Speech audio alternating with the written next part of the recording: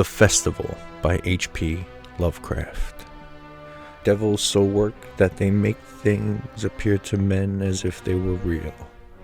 Lycantius. I was far from home, and the spell of the eastern sea was upon me. In the twilight I heard it pounding on the rocks, and I knew it lay just over the hill where the twisting willows writhed against the clearing sky and the first stars of evening. And because my fathers had called me to the old town beyond, I pushed on through the shallow, new-fallen snow along the road that soared lonely up to where Aldebaran twinkled among the trees, on toward the very ancient town I had never seen but often dreamed of.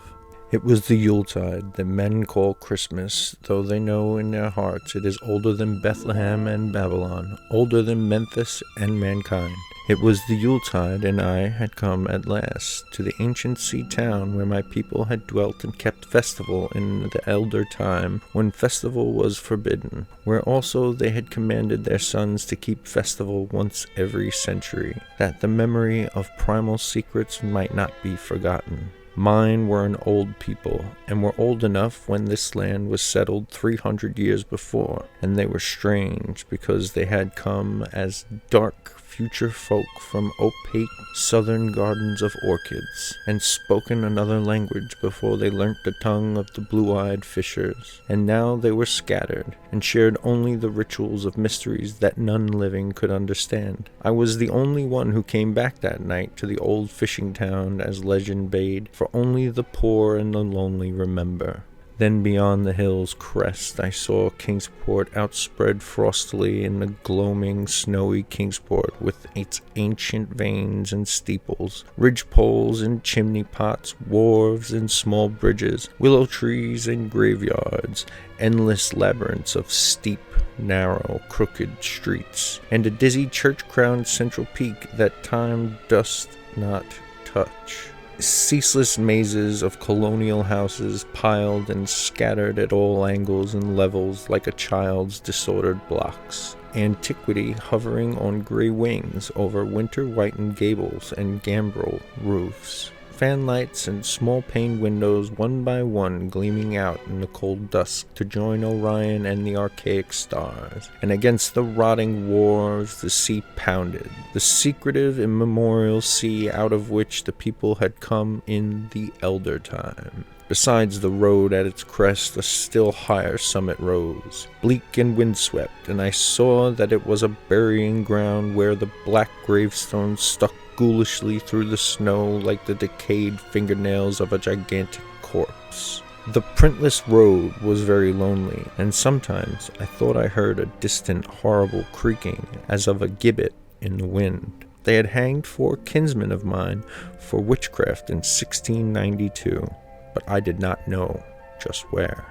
As the road wound down the seaward slope, I listened for the merry sounds of a village at evening, but did not hear them. Then I thought of the season, and then felt that these old Puritan folk might well have Christmas customs strange to me, and full of silent hearthside prayer. So after that I did not listen for merriment or look for wayfarers, kept on down past the hushed lighted farmhouses and shadowy stone walls to where the signs of ancient shops and sea taverns creaked in the salt breeze, and the grotesque knockers of pillared doorways glistened along deserted unpaved lanes in the light of little curtained windows. I had seen maps of the town and knew where to find the home of my people. It was told that I should be known and welcomed, for village legend lives long, so I hastened through back street to Circle Court and across the fresh snow on the one full flagstone pavement in the town, to where Green Lane leads off behind Market House. The old map still held good, and I had no trouble, though at Arkham they must have lied when they said the trolleys ran to this place, since I saw not a wire overhead. Snow would have hid the rails in any case. I was glad I had chosen to walk, for the white village had seemed very beautiful from the hill, and now I was eager to knock at the door of my people. The 7th house on the left in Green Lane, with an ancient peaked roof and jutting second story, all built before 1950. There were lights inside the house when I came upon it, and I saw from the diamond window panes that it must have been kept very close to its antique state. The upper part overhung the narrow grass-grown street and nearly met the overhanging part of the house opposite, so that I was almost in a tunnel, with the low stone doorstep wholly free from snow. There was no sidewalk, but many houses had high doors reached by double flights of steps with iron railings. It was an odd scene, and because I was strange to New England, I had never known its like before. Though it pleased me, I would have relished it better if there had been footprints in the snow and people in the streets, and a few windows without drawn curtains. When I sounded the archaic iron knocker, I was half afraid. Some fear had been gathering in me, perhaps because of the strangeness of my heritage, and the bleakness of the evening, and the queerness of the silence in that aged town of curious customs. And when my knock was answered, I was fully afraid, because I had not heard any footsteps before the door creaked open. But I was not afraid long, for the gowned, slippered old man in the doorway had a bland face that reassured me. And though he made signs that he was dumb, he wrote a quaint and ancient welcome with the stylus and wax tablet he carried. He beckoned me into a low, candlelit room with massive exposed rafters and dark, stiff, sparse furniture of the 17th century. The past was vivid there, for not an attribute was missing. There was a cavernous fireplace and a spinning wheel at which a bent old woman in loose wrapper and deep poke bonnet sat back toward me, silently spinning despite the festive season. An indefinite dampness seemed upon the place, and I marveled that no fire should be blazing. The high-backed settle faced a row of curtained windows at the left, and seemed to be occupied, though I was not sure. I did not like everything about what I saw, and felt again the fear I had had. This fear grew stronger from what had before lessened it, for the more I looked at the old man's bland face, and the more its very blandness terrified me. The eyes never moved, and the skin was too much like wax. Finally, I was sure it was not a face at all, but a fiendishly cunning mask. But the flabby hands, curiously gloved, wrote genially on the tablet and told me I must wait a while before I could be led to the place of the festival. Pointing to a chair, table, and pile of books, the old man now left the room, and when I sat down to read, I saw that the books were hoary and moldy, and that they included old Morister's wild marvels of science. The terrible Seducimus Triumphatus of Joseph Glanville, published in 1681. The shocking De Monoletresia of Remigius, printed in 1595 at Lyons. And worst of all, the unmentionable Necronomicon of the mad Arab Abdul al-Hazred in Olas Wormius, forbidden Latin translation, a book which I had never seen, but of which I had heard monstrous things whispered. No one spoke to me, but I could hear the creaking of the signs in the wind outside, and the whir of the wheel as the bonneted old woman continued her silent spinning. I thought the room and the books and the people very morbid and disquieting, but because an old tradition of my father's had summoned me to strange feastings, I resolved to expect queer things. So I tried to read, and soon became tremblingly absorbed by something I found in that accursed Necronomicon. A thought and a legend too hideous for sanity or consciousness, but I disliked it when I fancied I heard the closing of one of the windows, that the settled face, as if it had been stealthily opened.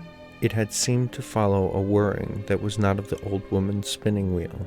This was not much, though, for the old woman was spinning very hard, and the aged clock had been striking. After that I lost the feeling that there were persons on the settle, and was reading intently and shudderingly when the old man came back booted and dressed in a loose antique costume, and sat down on that very bench, so that I could not see him. It was certainly nervous waiting, and the blasphemous book in my hands made it doubly so.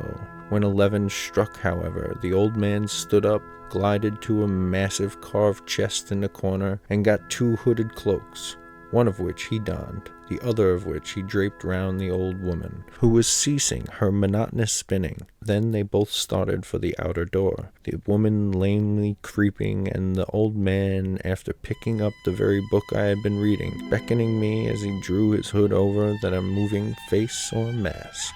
When we went out into the moonless and tortuous network of that incredibly ancient town, went out as the lights in the curtained windows disappeared one by one, and the dog star leered at the throng of cowled, cloaked figures that poured silently from every doorway and formed monstrous processions up this street and that, past the creaking Sigus and antediluvian gables, the thatched roofs and diamond-paned windows, threading precipitous lanes where decaying houses overlapped and crumbled together, gliding across open courts and churchyards where bobbing lanthorns made eldritch drunken constellations. Amid these hushed throngs I followed my voiceless guides, jostled by elbows that seemed preternaturally soft, and pressed by chests and stomachs that seemed abnormally pulpy, but seeing never a face or hearing never a word. Up, up, up. The eerie columns slithered, and I saw that all the travelers were converging as they flowed near a sort of focus of crazy alleys at the top of the high hill in the center of town, where perched a great white church. I had seen it from the road's crest when I looked at Kingsport in the new dusk, and it had made me shiver because Aldebaran had seemed to balance itself a moment on the ghostly spire. There was an open space around the church, partly a churchyard with spectral shafts and partly a half-paved square swept nearly bare of snow by the wind, and lined with unwholesomely archaic houses having peaked roofs and overhanging gables. Death fires danced over the tombs, revealing gruesome vistas, though queerly failing to cast any shadows. Past the churchyard, where there were no houses, I could see over the hill's summit and watch the glimmer of the stars on the harbor, though the town was invisible in the dark. Only once in a while a lantern bobbed horribly through serpentine alleys on its way to overtake the throng that was now slipping speechlessly into the church. I waited till the crowd had oozed into the black doorway, until all the stragglers had followed. The old man was pulling at my sleeve, but I was determined to be the last. Crossing the threshold into the swarming temple of unknown darkness, I turned once to look at the outside world as the churchyard phosphorescence cast a sickly glow on the hilltop pavement, and as I did so, I shuddered, for though the wind had not left much snow, a few patches did remain on the path near the door, and in that fleeting backward look, it seemed to my troubled eyes that they bore no mark of passing feet, not even mine. The church was scarce lighted by all the lanthorns that had entered it, for most of the throng had already vanished. They had streamed up the aisle between the high pews to the trap door of the vaults which yawned loathsomely open just before the pulpit, and were now squirming noiselessly in. I followed dumbly down the foot-worn steps and into the dark, suffocating crypt. The tale of that sinuous line of night marchers seemed very horrible, and as I saw them wriggling into a venerable tomb, they seemed more horrible still. Then I noticed that the tomb's floor had an aperture down which the throng was sliding, and in a moment we were all descending an ominous staircase of rough-hewn stone, a narrow spiral staircase, damp and peculiarly odorless, that wound endlessly down into the bowels of the hill past monotonous walls of dripping stone blocks and crumbling mortar. It was a silent, shocking descent, and I observed after a horrible interval that the walls and steps were changing in nature, as if chiseled out of solid rock.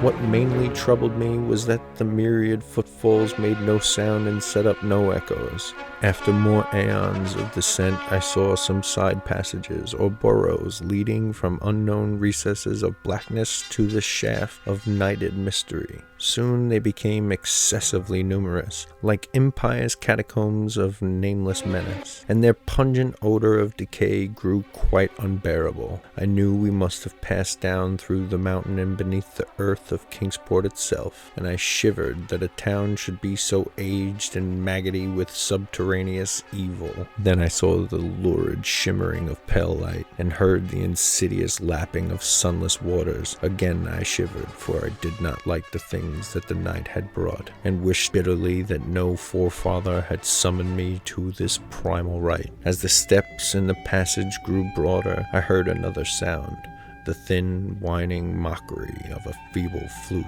and suddenly there spread out before me the boundless vista of an inner world, a vast fungus shore litten by a belching column of sick greenish flame, and washed by a wide, oily river that flowed from abysses frightful and unsuspected to join the blackest gulfs of immemorial ocean.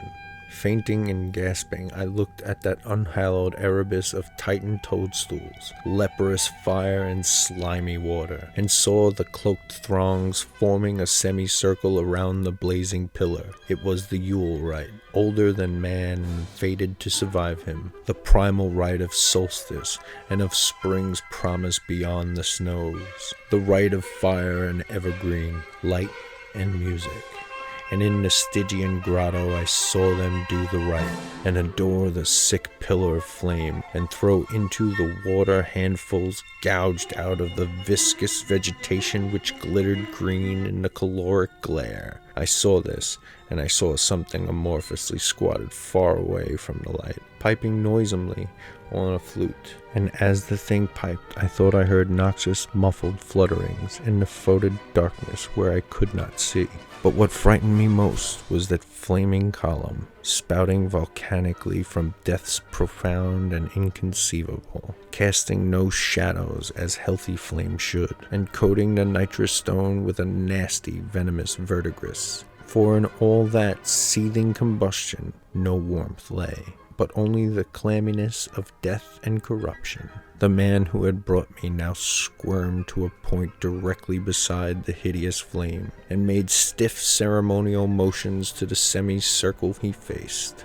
At certain stages of the ritual they did groveling obeisance, especially when he held above his head that abhorrent Necronomicon he had taken with him, and I shared all the obeisances because I had been summoned to this festival by the writings of my forefathers. Then the old man made a signal to the half-seen flute player in the darkness, which player thereupon changed its feeble drone to a scarce louder drone in another key, precipitating as it did so a horror unthinkable and unexpected. At this horror I sank nearly to the lichened earth, transfixed with a dread of this or any world, but only of the mad spaces between stars. Out of the unimaginable blackness, beyond the gangrenous glare of that cold flame, out of the Tartarian leagues through which that oily river rolled uncanny, unheard, and unsuspected, there flopped rhythmically a horde of tame,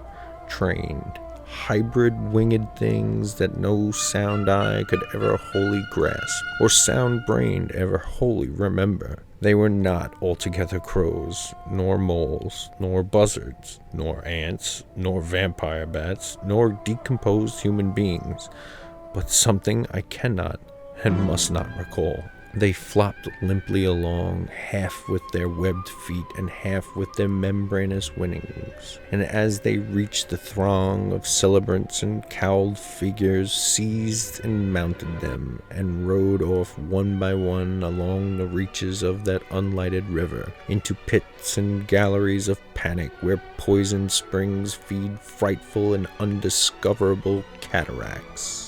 The old spinning woman had gone with the throng, and the old man remained only because I had refused when he motioned me to seize an animal and ride it like the rest. I saw, when I staggered to my feet, that the amorphous flute player had rolled out of sight, but that two of the beasts were patiently standing by. As I hung back, the old man produced his stylus and tablet and wrote that he was the true deputy of my fathers, who had founded the Yule worship in this ancient place, that it had been decreed I should come back, and that the most secret mysteries were yet to be performed. He wrote this in a very ancient hand, and when I still hesitated, he pulled from his loose robe a seal ring and a watch, both with my family arms, to prove that he was what he said. But it was a hideous proof, because I knew from old papers that that watch had been buried with my great-great-great-great-grandfather in 1698. Presently, the old man drew back his hood and pointed to the family resemblance in his face, but I only shuddered because I was sure that the face was merely a devilishly waxen mask. The flopping animals were now scratching restlessly at the lichens, and I saw that the old man was nearly as restless himself. When one of the things began to waddle and edge away, he turned quickly to stop it, so that the suddenness of his motion dislodged the waxen mass from what should have been his head. And then, because that nightmare's position barred me from the stone staircase down which we had come, I flung myself into the oily underground river that bubbled somewhere to the caves of the sea. Flung myself into that putrescent juice of earth's inner horrors before the madness of my screams could bring down upon me all the charnel legions these pest gulfs might conceal. At the hospital, they told me I had been found half frozen in Kingsport harbor at dawn, clinging to the drifting spar that accident sent to save me. They told me I had taken the wrong fork of the hill road the night before and fallen over the cliffs at Orange Point, a thing they deduced from prints found in the snow. There was nothing I could say because everything was wrong.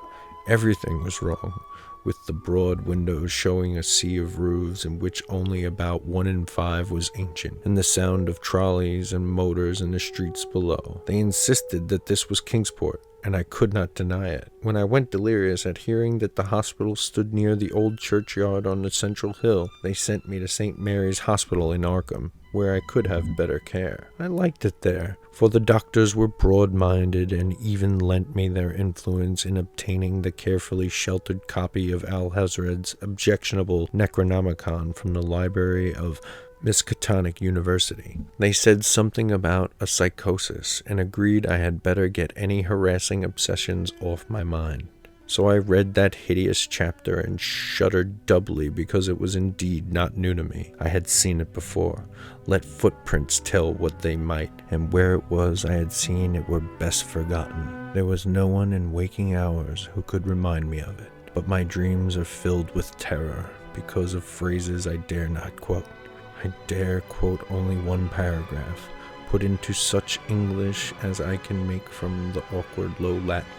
The nethermost caverns, wrote the mad Arab, are not for the fathoming of eyes that see, for their marvels are strange and terrific. Cursed the ground where dead thoughts live new and oddly bodied, and evil the mind that is held by no head. Wisely did Ibn Shakabau say, that happy is the tomb where no wizard hath lain, and happy the town at night whose wizards are all ashes. For it is of old rumor that the soul of the devil brought hastes not from his charnel clay, but fats, and instructs the very worm that gnaws, till out of corruption horrid life springs, and the dull scavengers of earth wax crafty to vex it, and swell monstrous to plague it. Great holes secretly are digged where earth's pores ought to suffice. The things have learnt to walk that ought